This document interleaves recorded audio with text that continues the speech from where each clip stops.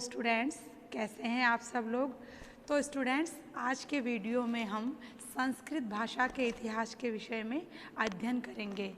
जैसे आप सभी को ये भली भांति ज्ञात होगा कि जो हमारी संस्कृत भाषा है वो विश्व की सबसे प्राचीनतम भाषा मानी गई है और इन्हीं प्राचीनतम भाषाओं में संस्कृत का स्थान सर्वोपरि है। इसे हम देववाणी, सुर भारती के साथ साथ विभिन्न भाषाओं की जननी भी कह सकते हैं। जो संस्कृत साहित्य है ना, वो अधिक समृद्ध साहित्य है जो विश्व की किसी भी अन्य भाषा में अनुपलब्ध है, अर्थात उपलब्ध नहीं है। जितने भी हमारे वेद है, पुराण है, ये सब किस में प्रचलित है? ये सब संस्कृत भाषा में ही प्रचलित है। ठीक है, आज हम भाषा के विषय में डिस्कस करेंगे। जो सबसे पहले बात आती है ना कि भाषा का परिवार, जैसे हमारे परिवारों के भी प्रकार होते हैं अलग अलग तरीके के। कोई संयुक्त परिवार में रहता है, कोई एकांकी परिवार में रहता है ना। उसी प्रकार से जो ये भाषा का परिवार है, इनको भी कई भागों में विभाजित किया गया है, बिल्कुल वैसे ही जैसे मानवों का परिवार होता है। तो जो भाषा परिवार है, इसको हम 4 भागों में विभक्त कर सकते हैं। सबसे प्रथम है भारोपीय परिवार, द्वितीय है द्रविड़ परिवार, तृतीय है ऑस्ट्रो एशियाई परिवार और चतुर्थ है हमारा तिब्बती चीनी परिवार। ये 4 भागों में इनको बांटा गया है। इन्हीं के अंतर्गत जितने भी भाषाओं का विभाजन हुआ है वो इन्हीं से हुआ है। अब हम इसके बारे में डिस्कस करेंगे। ठीक है, देखिए, भारत में प्रथम 2 परिवारों से संबंधित लगभग 179 भाषाएं तथा 554 उपभाषाएं वर्तमान समय में बोली जाती है। संस्कृत को छोड़कर ये सभी भारत की अर्वाचीन भाषाएं हैं जो विभिन्न भारतीय भूभागों में बोली जाती है। ऐतिहासिक दृष्टि से संस्कृत का संबंध भारोपीय भाषा परिवार से है जो आर्यों से संबंधित थी। आर्य जाति के मूल निवास के बारे में विद्वानों में अभी भी मतभेद है। कुछ इन्हें भारत, तो कुछ मध्य एशिया, तो कुछ उत्तरी ध्रुव प्रदेश का मूल निवासी मानते हैं। जैसे होते हैं ना, विद्वानों में भी जितने भी विद्वान हैं उनके मतभेद होते हैं या फिर सभी के डिसीजन एक जैसे नहीं होते हैं। तो कोई मानता है कि भारत से है, कोई मध्य एशिया और कोई ध्रुव प्रदेश। आगे चलकर यह आर्य जाति पूर्वी व पश्चिमी शाखाओं में विभक्त हो गई। जैसे पूर्वी शाखा में शतम शब्द प्रयुक्त हुआ तथा पश्चिमी शाखा में कैंटुम शब्द। शतम वर्ग की भाषाओं में आर्य जाति की पूर्वी शाखा की भाषाएं जैसे इलिटाइन, बाल्टिक, साल्वानिक, आर्मीनियन, इंडो ईरानी तथा वैदिक संस्कृत सम्मिलित है, जबकि कैंटुम वर्ग में कैलेटिक, ट्यूटानिक, लैटिन, यूनानी, हिटाइट तथा तोखारी भाषाएं सम्मिलित है। लैटिन व यूनानी भाषाओं से ही यूरोप भी वर्तमान भाषाएं अंग्रेजी, फ्रेंच, स्पेनिश, डच, पुर्तगाली, पॉलिश, ऑस्ट्रियन, आधुनिक यूनानी व ग्रीक भाषाएं निकली है। अर्थात ये जो 2 परिवारों में विभक्त हुए हैं ना, एक है शतम वर्ग और द्वितीय है कैंटुम वर्ग, इन्हीं से अन्य भाषाओं का भी उद्गम हुआ है। इसको हम ऐसे भी समझ सकते हैं, जैसे भारोपीय भाषा परिवार, इसको हमने 2 भागों में विभक्त किया। प्रथम है शतम वर्ग और द्वितीय है कैंटुम वर्ग। शतम वर्ग को हम कई भागों में विभक्त करते हैं। इसके अंतर्गत है इलिटीन, बाल्टिक, साल्वनिक, आर्मीनियन तथा इंडो ईरानी। वहीं पर कैंटुम वर्ग के अंतर्गत है कैलाटिक, ट्यूटानिक, यूनानी, तोखारी, लैटिन, है ना। अब शतम वर्ग में जो भाग बताए हैं मैंने, इसमें जो इंडो ईरानी है, इंडो ईरानी को भी हम 3 भागों में विभक्त कर सकते हैं। सबसे प्रथम है ईरानी, द्वितीय है दरद और तृतीय है वैदिक संस्कृत या भारतीय आर्य भाषा। जैसे कहा ना अभी, जो शतम वर्ग है उसका प्रयुक्त पूर्वी शाखा में किया गया है और जो कैंटुम वर्ग है उसका प्रयुक्त पश्चिमी शाखा में किया गया है। जो ईरानी हैं इनको भी हम दो भागों में विभक्त करते हैं, प्राचीन फारसी और आधुनिक फारसी। उसी प्रकार से जो वैदिक संस्कृत या भारतीय आर्य भाषा है उसको भी हम दो भागों में विभक्त करते हैं, उत्तर वैदिक भाषा और संस्कृत। अब हम बात करेंगे जो अभी बताया मैंने कैंटुम वर्ग, उसको भी हमने कितने भागों में विभक्त किया, उसको 5 भागों में विभक्त किया ना। जो ट्यूटानिक है इसके भी 2 भाग निकलते हैं, एक है जर्मन और एक है अंग्रेजी। ठीक है, इसी प्रकार से जितनी भी शाखाएं हैं उनमें जो संस्कृत है वो हिंदू ईरानी भाषा वर्ग से संबंधित है, अर्थात वैदिक संस्कृत हिंदू ईरानी भाषा वर्ग से संस्कृत क्या है, संबंध रखती है। कालांतर में हिंदू ईरानी शाखा को हम 3 वर्गों में विभाजित कर सकते हैं, ईरानी शाखा, दरद शाखा तथा भारतीय आर्य शाखा। जो भारतीय आर्य शाखा है ना उसकी प्रमुख भाषा वैदिक संस्कृत थी, जिसके भारत में विकास को 3 कालखंडों में विभक्त किया गया है। यानी कि वैदिक संस्कृत तो था ही, लेकिन उसके समय का भी विभाजन किया गया है कि कितने समयों में या ये भाषाएं प्रचलित थी और कब से कब तक प्रयुक्त की गई और कौन सी भाषा से कौन सी भाषा का उद्गम हुआ है। सबसे पहले है प्राचीन आर्य भाषा। इसका जो काल है वो प्रारंभ से लेकर 500 ईसा पूर्व तक मानी गई है। द्वितीय है मध्यवर्ती आर्य भाषा काल, जिसका समय है 500 ईसा पूर्व से 1000 ईसा तक। और तृतीय है आधुनिक भारतीय आर्य भाषा काल, जिसका समय है 1000 ईसा से अब तक। अब इसमें एक एक खंडों में हम ये अध्ययन करेंगे कि जो समय काल है इन समय में कौन कौन सी भाषाओं का उद्गम हुआ है। ठीक है, सबसे पहले हम किसके बारे में अध्ययन करेंगे, प्राचीन आर्य भाषा के बारे में।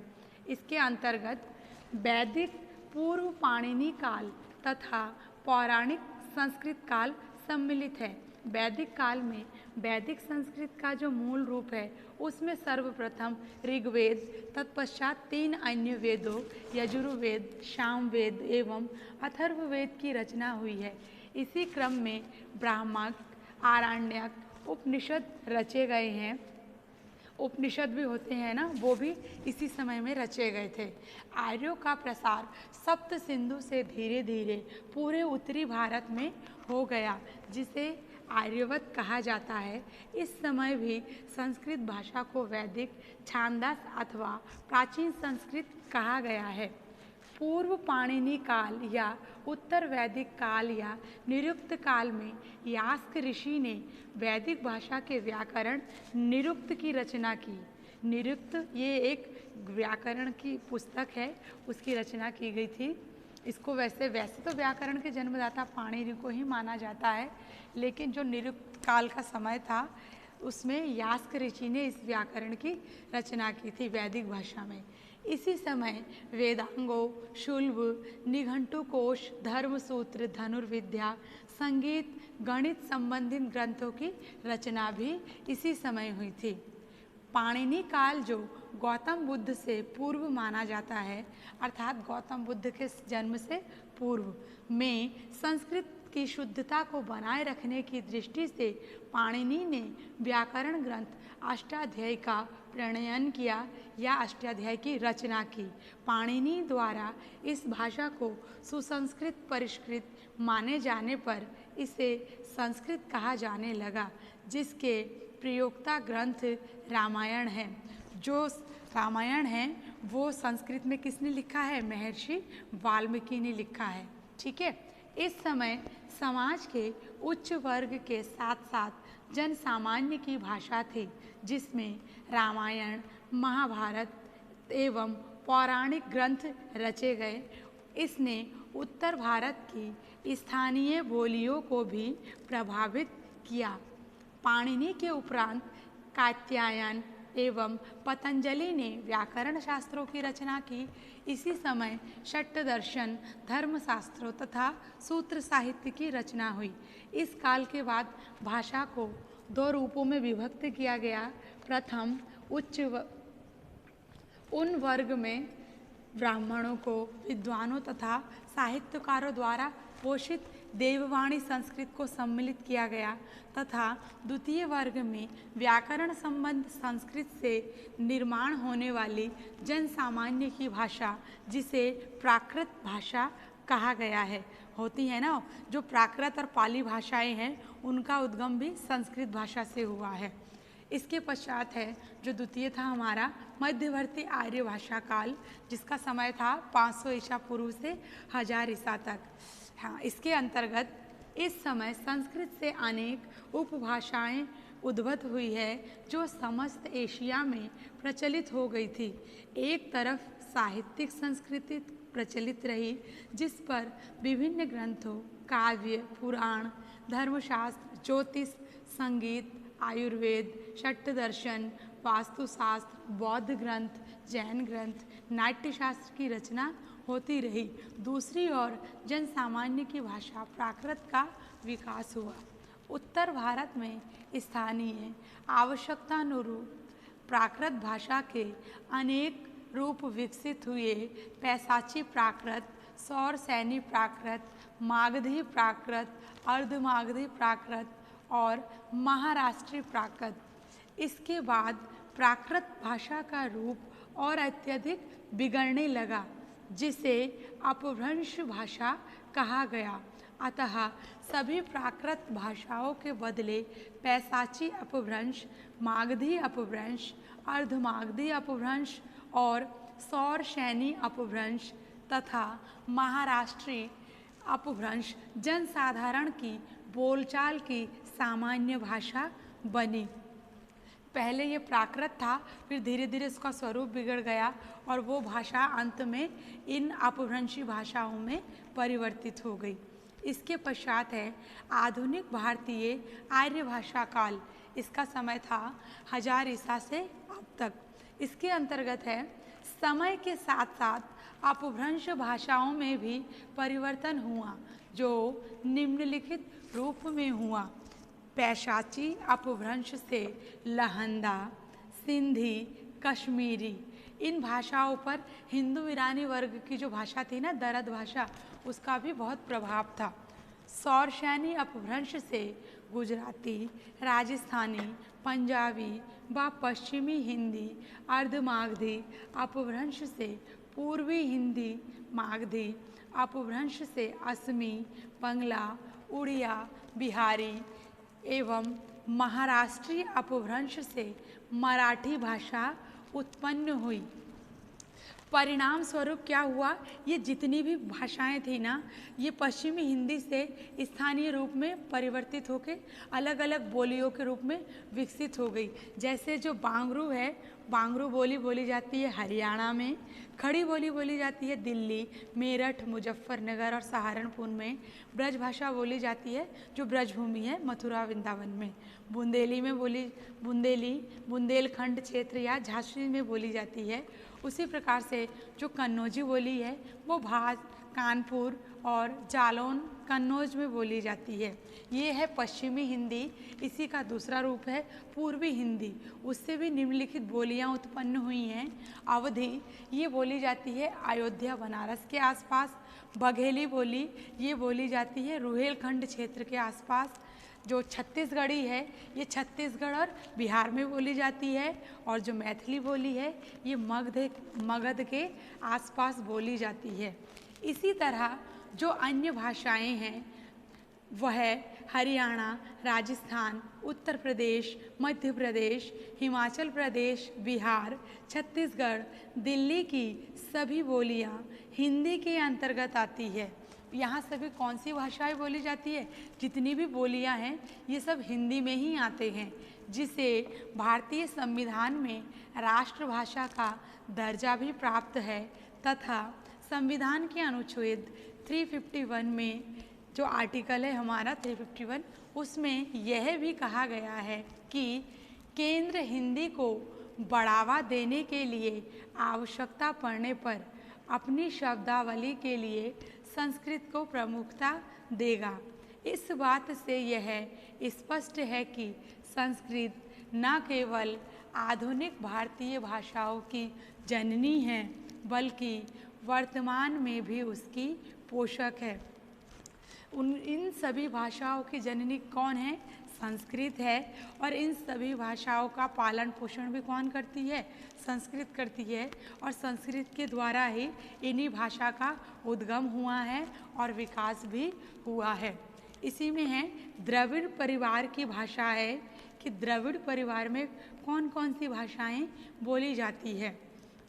दक्षिण भारत और श्रीलंका की सभी भाषाएं द्रविड़ भाषा परिवार से संबंध रखती है।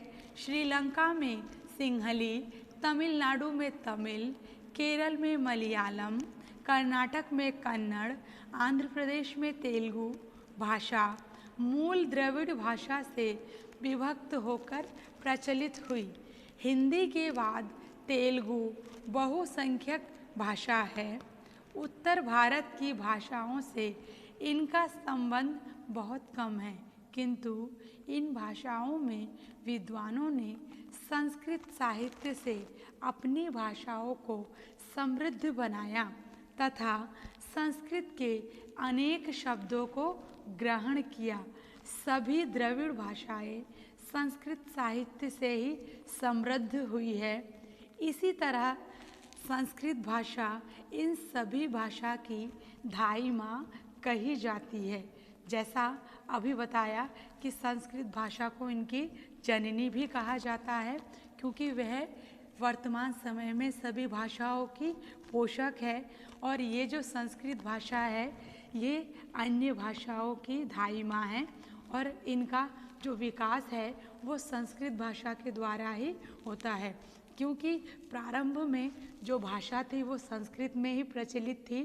फिर धीरे धीरे जन सामान्य में आने के बाद वो भाषाएं बोलियों में परिवर्तित हो गई और जैसे जिस स्थान की जैसी बोलियां हैं उस स्थान पर वह भाषा ने अपना उसी प्रकार से विकास किया है और अपना क्रियान्वयन किया है।